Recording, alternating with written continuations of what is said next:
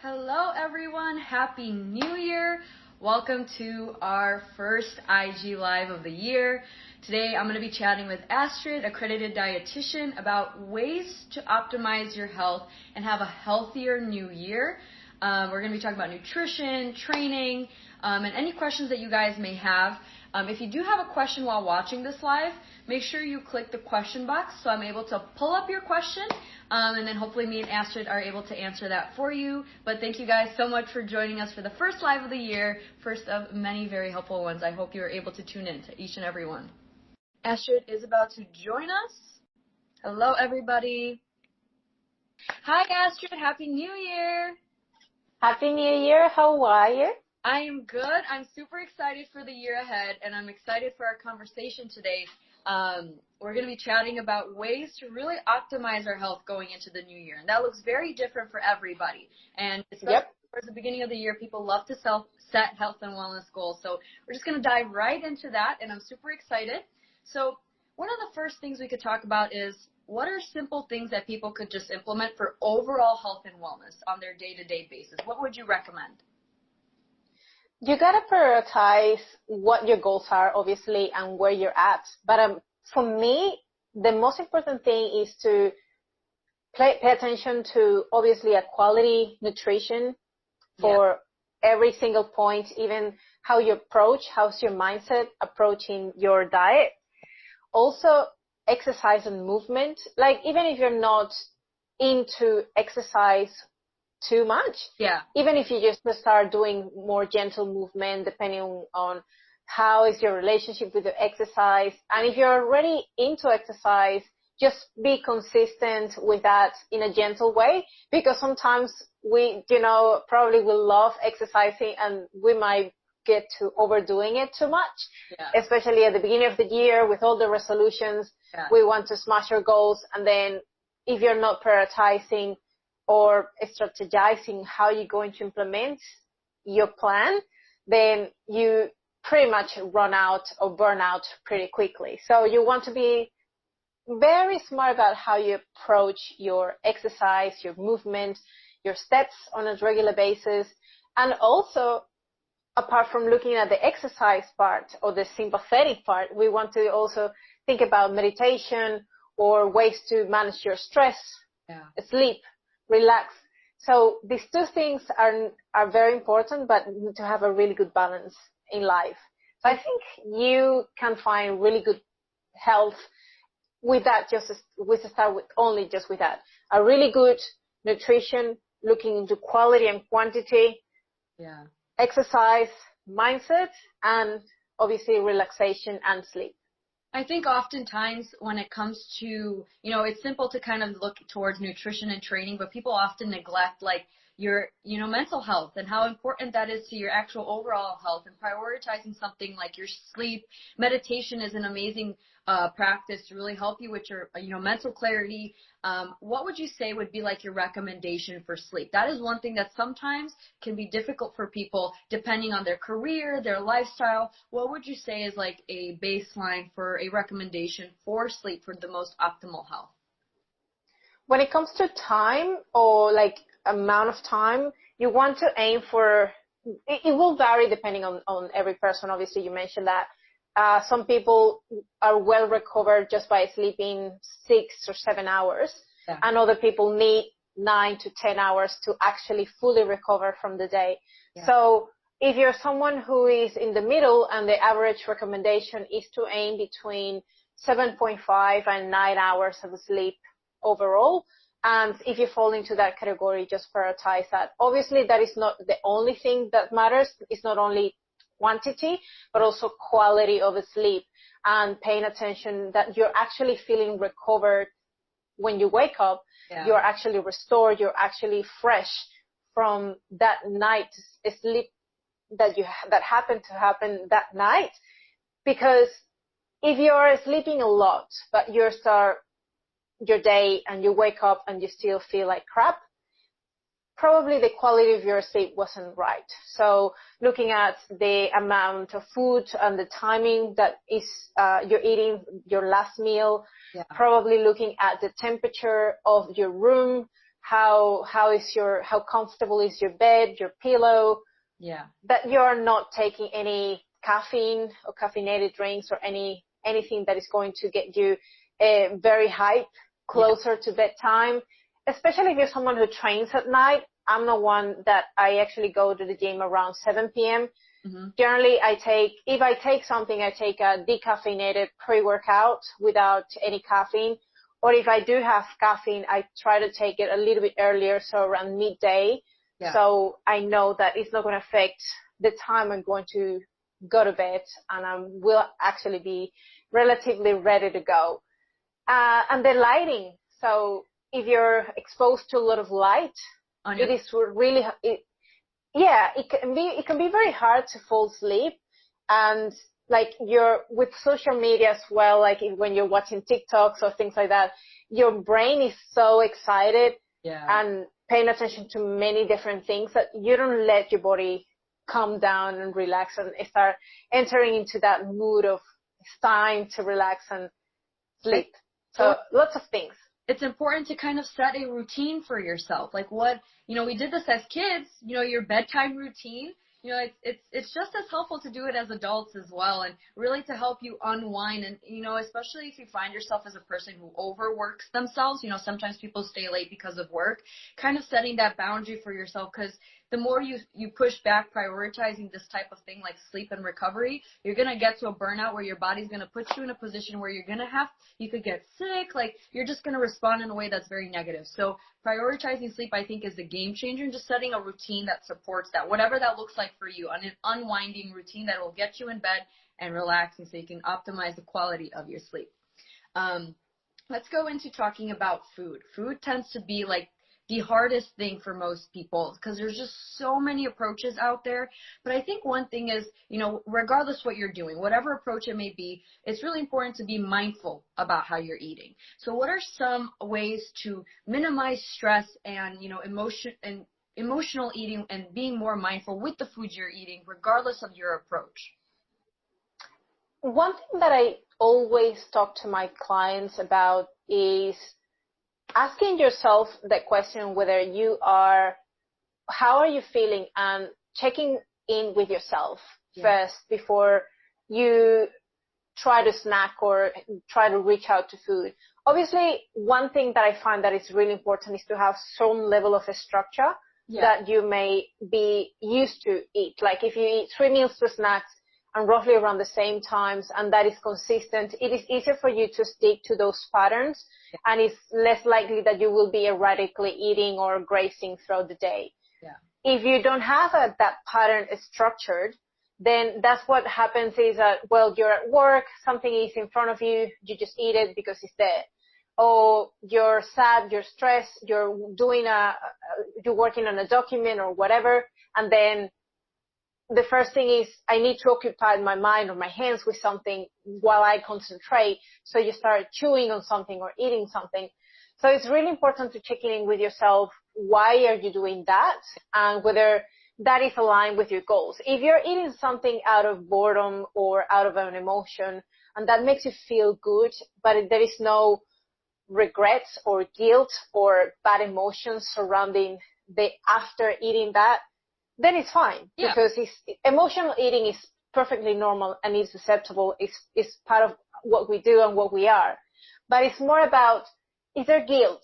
Is there a negative emotion associated with that? Is that giving you or putting you in a vicious cycle where you feel guilt and then you try to compensate by doing something else, or out exercising what you ate, or tomorrow I cut out my breakfast.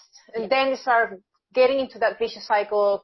You cut breakfast, then you're kind of that hunger builds up, then you run out of willpower, or you're so hungry that whatever comes to across to you, you're gonna eat it, regardless of what it is. So I think that is very important, checking in with yourself.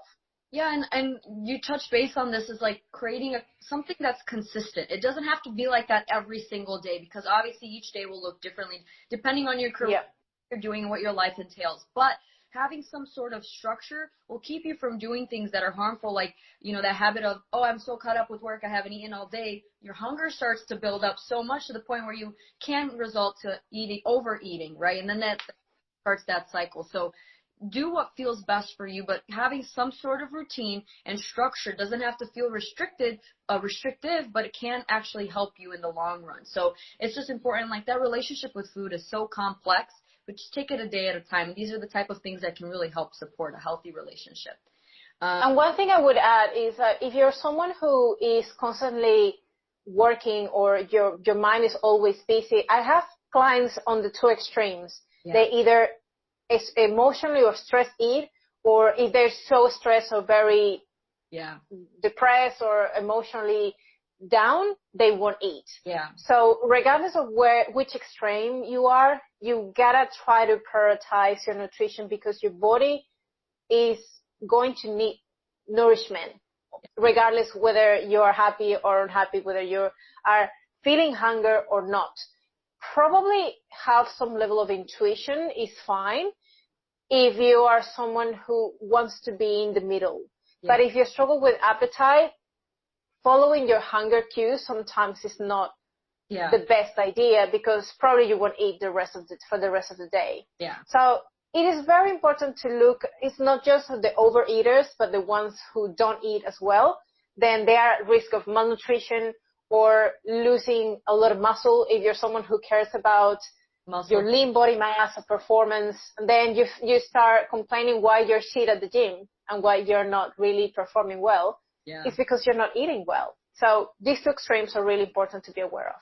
Yeah, and this kind of goes into, the conversation of what are some tips and methods that you recommend for managing your nutrition. So whether it's tracking, flexible eating, what are some of your go-to recommendations for like clients that you work with when it comes to, okay, I'm ready to be not as intuitive, but more structured? What would you recommend? And how do you go about implementing that for your clients?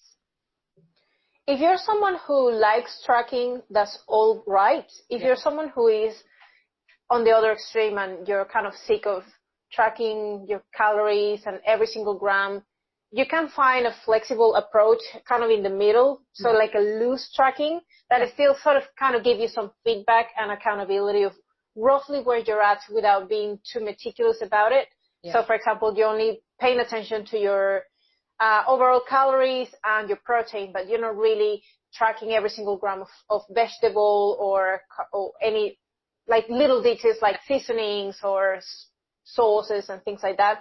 But you're mindful. You're still mindful. You're still present. You're still paying attention to your portion sizes, how you distribute the things in your plate. So a quarter of your plate being protein, a quarter being some amount of fruit or carbohydrates, and then half of the plate being veggies. Yeah. So if you have that level of a structure without tracking, that is a place to go to if you want to loosely track, but have still some structure.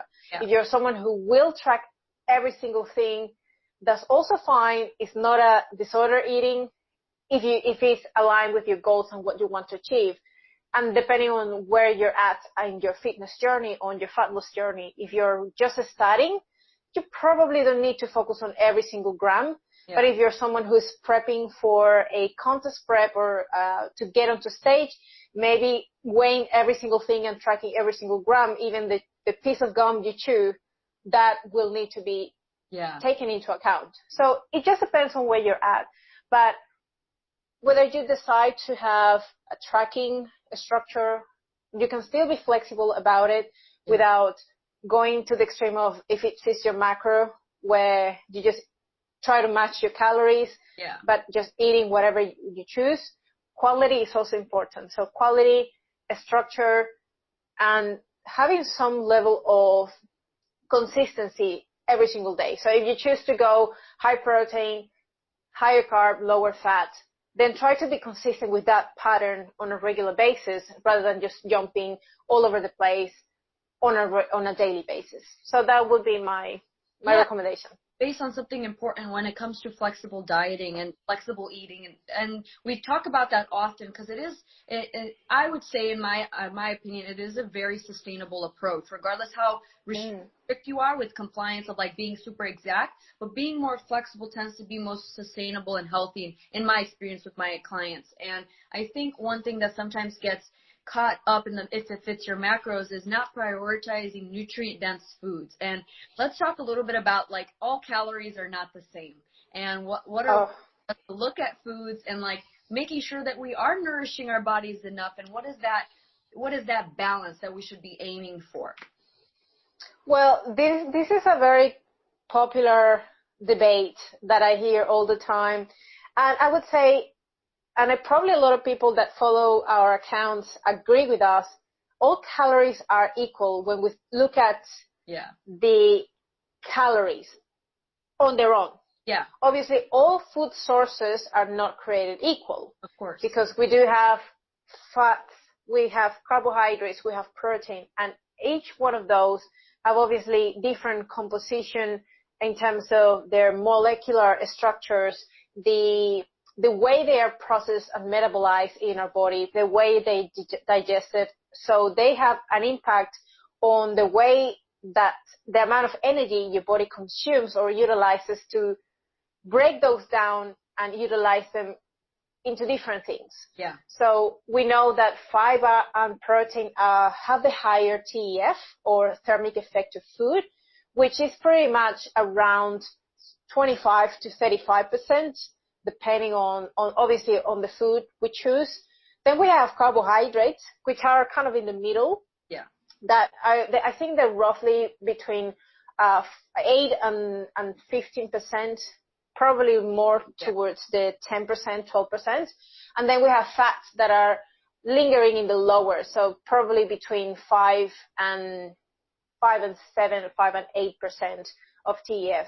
So we have this big number, which is our calories, but also we have to pay attention to what are your choices and what is the quality of your food overall. Yeah, and often we get so caught up with like just fitting whatever we can, and don't get us wrong, right? We're obviously you're going to benefit from prioritizing as much nutrient dense foods as you can. That is for most optimal health. There's no bad side to prioritizing nutrient dense foods, but when it comes to this like restrictive approach, you can fit the foods you enjoy, but be mindful not to let that be the majority of what you consume, and your body will reflect that. Oftentimes when we start, like especially during the holiday season, if you've been a little more flexible, you probably had more soul foods, right? That's what I like to call them. And you probably had the effects of feeling maybe lower on your energy, digestion is off, those are the types of things you need to reflect on, right? How does the food make you feel, right? Not only just the emotional aspect, but like the internal and physical aspect. What foods actually make you feel good and energized and support your digestion and all of those things. So that's why I really like something like tracking or building your meals how you explain with the plate, just so that you're able to prioritize these nutrient dense foods and have some sort of structure when it comes to that. And with fiber, you mentioned that. Real quick, what would you say is your threshold for like enough fiber and too much fiber? And what is too much fiber usually? What can happen if you have too much of it? So you have a recommended range, which is between 25 grams and 38 grams. If you're female, obviously linger in the lower range. If you're male, probably lingering in the higher range, obviously depending on the size. Yeah. But it also depends a lot on your diet style. Like if you're a vegetarian or a vegan or plant-based, you probably will go over that easily. So how much is too much? It is answered by saying how much can you tolerate? Yeah. How is that affecting your bowel movements? Yeah. Your gut health overall? Are you bloated all the time? Are you having issues with bloating and gas and pain in your upper or lower abdomen?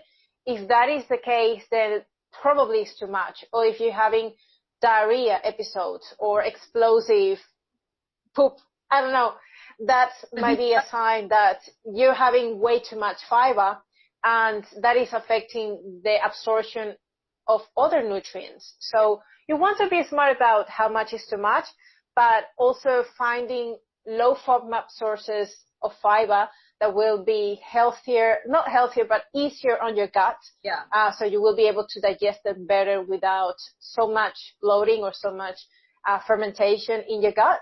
And also finding other sources, like if you really like eating a lot of high fiber foods, find some not as high fiber. So you have a good balance between the two. Yeah. And do you recommend that being tracked? Or in my experience, sometimes I see when I look at clients and when they are tracking, sometimes I notice that they don't get enough. Most of my clients are always struggling to get enough. How do you recommend tracking your fiber if that's something that you want to prioritize but not necessarily track your food? How do you track that, especially if you're not consuming that from something like a nutrition label from a food that you're eating? If you're not necessarily into eating vegetables, then I sort of pay more attention to being more regular about, you need to quantify how much fiber you're eating from whatever you're eating right now to see how much you're actually getting from the food and your diet. If you're still below the recommendations, probably something that you have room for improvement, and we can start looking into adding more vegetables or sources of fiber, prebiotics, probiotics, things that are going to add up to that number. Yeah. The other thing is, if you're someone who is already eating vegetables, you probably don't need to track, but you probably need to have a good structure. For example, at least 4 times a day that you're eating, including vegetables, or 5 different vegetables you're going to include, and 2 or 3 serves of fruit. Yeah. Things like that, or whole grains, or like even if you add some seeds, that is also fiber. I like to recommend eating the rainbow, right? Eating a colorful plate, and that color coming from different fruits and veggies. And, you know, Skittles are great, eating the rainbow, but let's talk about eating actual whole food rainbow. And you're able to get so many different micronutrients from all the different colors. So don't overcomplicate it for yourself. I like to sometimes go to the grocery store and just fill my basket with as many colors as I can, and I'll figure out ways to prep it and cook it for my week ahead. There you go. So when it comes to, so this is a big thing, dropping motivation and lower compliance, right? So we're going to see a boost of motivation. It's the new year. Let's go. What are ways for people to navigate those drops in motivation and those times when we're like steering so far away from compliance with whatever method we're approaching? What are some habit and behavior tips that you may have? The first thing is try to set realistic expectations, because when you set up unrealistic expectations and you start feeling that it's taking a toll on you, whatever you're trying to achieve, because it's way too much, or you set up something that is too aggressive, then it's really hard for you to stick to it. Yeah. And then if it's harder to stick to it, you lose that self-confidence and self-efficacy, and that reduces that compliance. And that kind of makes that vicious cycle of, well, I'm not good enough, I'm not doing it, kind of quit. So it is important for you to find and set realistic expectations and realistic goals that they are still challenging you, but they are not totally aggressive or totally unrealistic. Yeah. Secondly, I wouldn't rely on motivation. Never. Just to get me going. Obviously, motivation is important to get you started. Yeah. But you have to take that and start putting action plans in place, so you can build that momentum, but also create the routine, the habit, and do it because you're remembering why you're doing this in the first place, and remembering the big goals, and what are your whys, and what are the things that you're standing for, and you're doing that specifically. So you're not just thinking about dropping weight because you want to look good in the mirror. You also are doing this because you want to be fitter, you want to run faster, you want to being able to spend more quality time with your kids and not feel tired or exhausted when you are playing with them. Yeah. Things like that. So what is beyond that weight loss? What are your true motivators? Yeah. And your true whys beyond what is that just simplistic or external motivation?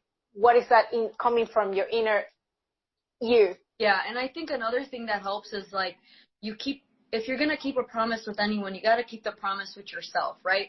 for whatever reason you are starting to do whatever you're doing for your health and wellness. I think one of the things we forget is you can't just go to the store and buy your health, right? It takes time. It's your actual lifestyle and habits. And without health, we really don't have much of anything. And it's that type of thing. It's like prioritizing caring for yourself, whatever that looks like for you, right? It's not cookie cutter. It's not looking the leanest. And oftentimes we get so caught up in looking healthy that we don't realize that that look is maybe not as healthy as you think. So finding that balance of like, what is true health? Where are you the happiest? Where are you the most energized, the most, truly healthy from the inside out, and keeping that promise to yourself. Yeah, motivation is going to drop wherever part of the world you are. It's winter here. Snow is freaking up to my knees. It's cold. I don't want to get up, right? And it's those type of things we're saying, I know I need to do this for myself because nobody else is going to be able to do that for me. These are things we can control. So shift your mindset when it comes to these things. And it's a privilege to be able to take care of our health and wellness. So remind yourselves about those things whenever we are seeing that dip in motivation. And it'll come back, right? It's like a roller coaster. Motivation, no motivation. Motivation, no motivation. Like Mel Robbins says, no one's coming. Yeah. No one's coming to do this for you. Okay. When it comes to lifestyle change, behavior change, changing your body composition, your physique, you're the only one that can do the work. Yeah. And that is good because the power is in your hands. Yeah. And you just need to have that set up mindset that no one is going to do it for you. Yeah. So that's perfect. Yeah. Being able to be gentle with yourself and recognize when you're not ready. Yeah. Recognize as well when you're not feeling at 100% to do certain things. But any little thing that you start doing, like Atomic Habits, just to start with the 1%. One little thing you can do on a regular basis will add up at the end of the day anyways. So you don't have to start with everything all at once. Yeah. But you can start with little things that today is perhaps just starting to track. Yeah. It doesn't matter if you're tracking, today you're just eating 5,000 calories and tomorrow you eat 3,000 calories.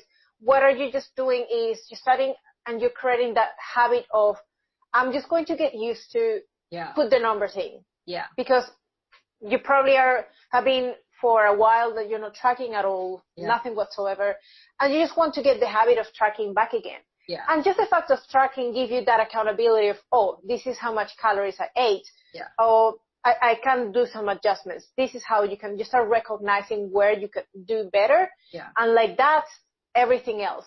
Start a journal perhaps, or start a consistency calendar when you can write down what are the things you want to start being consistent with.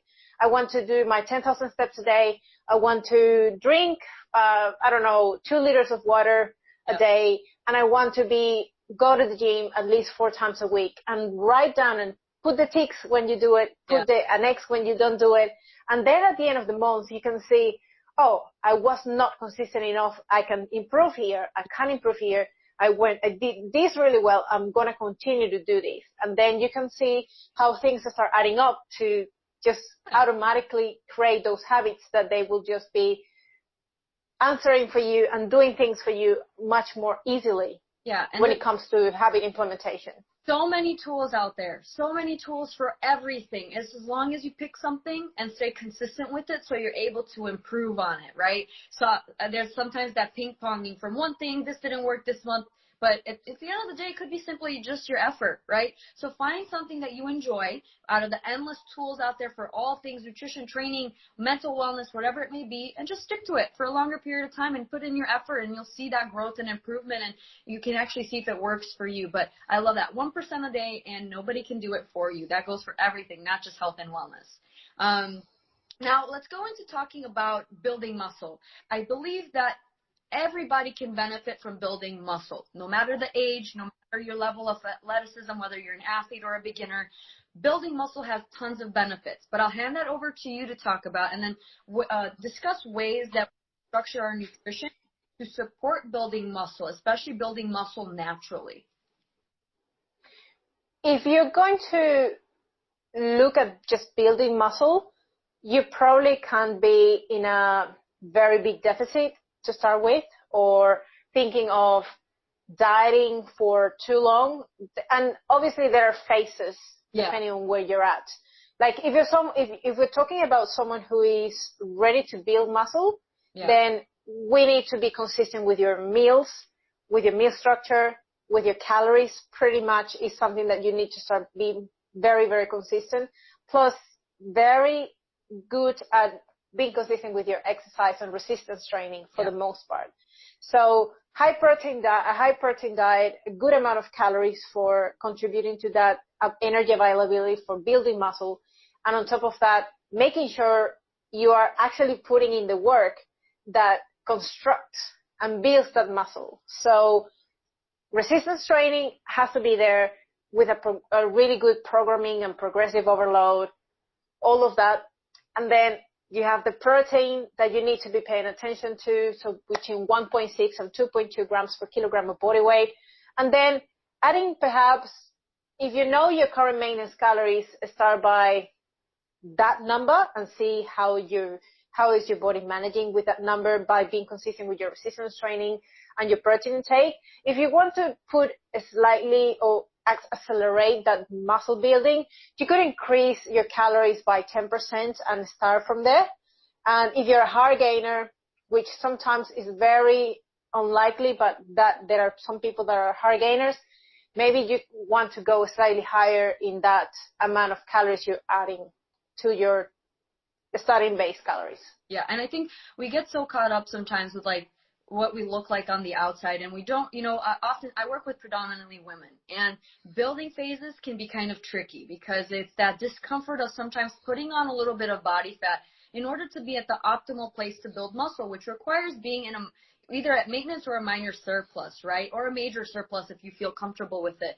So it's important to realize that building muscle is going to benefit you in the long run, regardless of where you're at in your life, no matter your age or, again, if you're an athlete or not. But that building muscle takes that time, and it does take a little bit of like that discomfort. You can't expect to constantly be dieting and in a deficit and trying to build and put on muscle. So it's that tricky line of like getting comfortable with being uncomfortable, right? And, putting on the body fat when it's necessary and not being so lean. Lean is not healthy, everybody. Please, please, please. I get this question all the time when I post my competition pictures.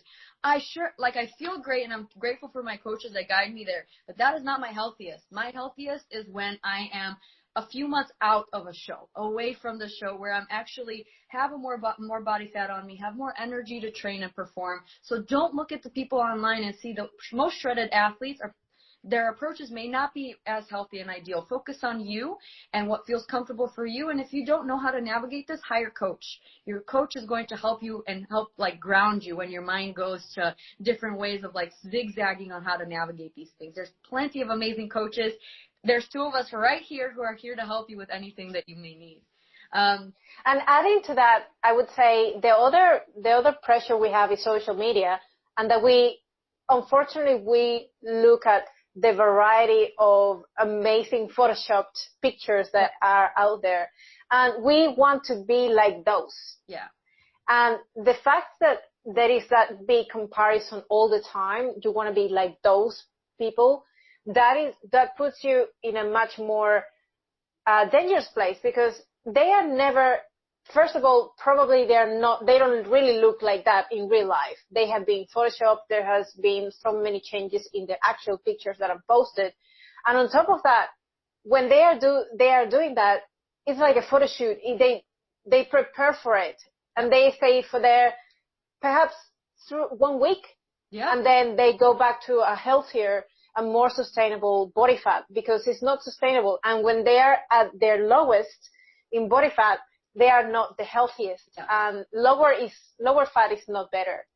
In fact, I was reading an article that generally people that are high body fat percentage, perhaps in a healthier range, let's say 15%, are more likely to be healthier and survive in a famine if you put them together with someone who is 5% body fat. Of course. They're going to die first, because they have nothing to hold on to it. And this is obviously an extreme situation we're talking about, but it's just to put into a picture of like, you define what's healthy for you. And, they put me into that mindset of like, I want to be transparent when I'm on my off season to show that, this is what my body has to look like the way I do when I compete. And one day when I'm done competing, especially when it comes time to wanting to have children and start a family, most optimal health is not going to be there, right? Your most optimal, a little bit further away from that. So don't compare yourself. Comparison is the thief of joy for real. And we're so easy to get caught up in that in social media.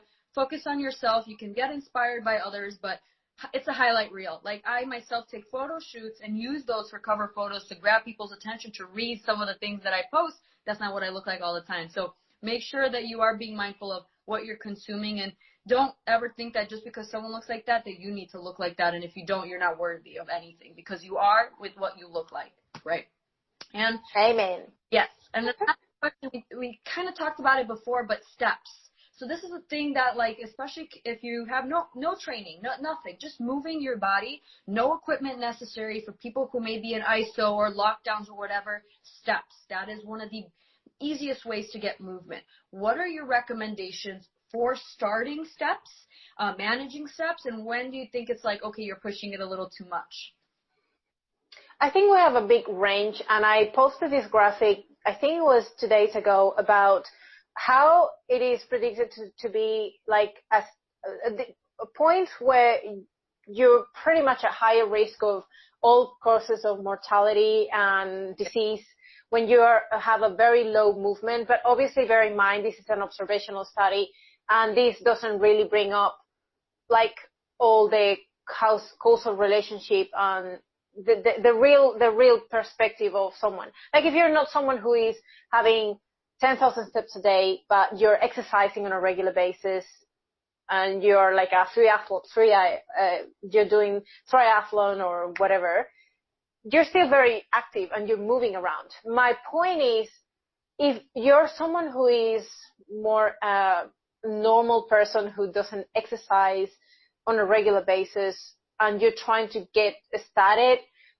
or just modifying your lifestyle or being the better version of yourself, then if you look at your baseline steps, and your baseline steps are 2,000 steps a day, probably is a good indicator that you could do that better. Yeah. And it's been proven that once you go over 6,000 steps, you start seeing much more benefits overall. So when we look at your steps, is the easiest way to get your body moving.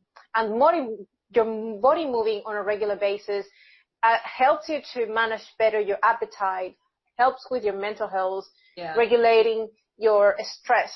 It helps you to fall asleep better because you're moving your body. Yeah. It helps you reduce the same posture you are on for a long time when you're sitting at work or when you're doing something.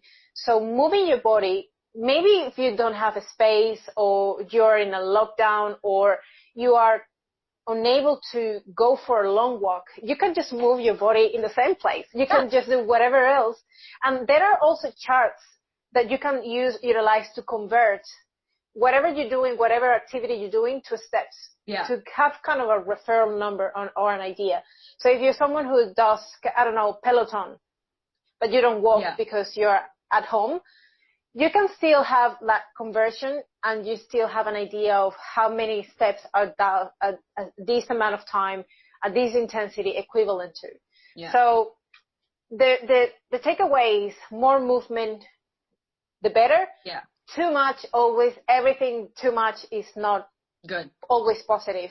So when I see clients, and I have had clients that they struggle with binge eating, they were always hungry, and then I looked at their diet, they were under eating by a lot of calories, and their steps were about 30,000 steps a day. Yeah. Like, that is too much. Yeah. And that is probably not helping you if you want to recover from binge eating and reduce your hunger. Your body needs more calories to begin with if you want to maintain that amount of exercise or activity on a regular basis. So reflect on your career too. I have some clients that work in the hospital setting, so they're on their feet for hours. And my thing for them is pass their steps with no problem.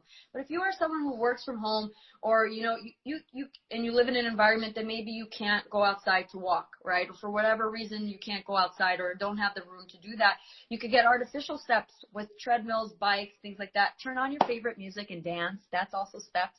Do things around the house. Keep on body moving. You don't need that much space. Just movement is health. In my eyes, whatever movement you do, whatever it is that you enjoy, that is something you should prioritize every single day. There should be a chunk in your day for some sort of movement of any kind. Movement, and then obviously prioritizing nourishing our bodies. But I really do hope that for everyone watching that this was a very helpful live, especially when it comes to prioritizing our health in the new year. And this should be a goal year after year after year. Yet we have these conversations all the time. So we want to make sure that your health is optimized, and we're here to answer any questions you may have. This live will be posted once we end it, so you can ask us questions in the comments if you missed it. But Astrid, thank you so much for joining us today. I can't wait for our next IG Live. This is the first of many helpful ones of the year. Thank you guys so much. Bye-bye. See you. Bye-bye.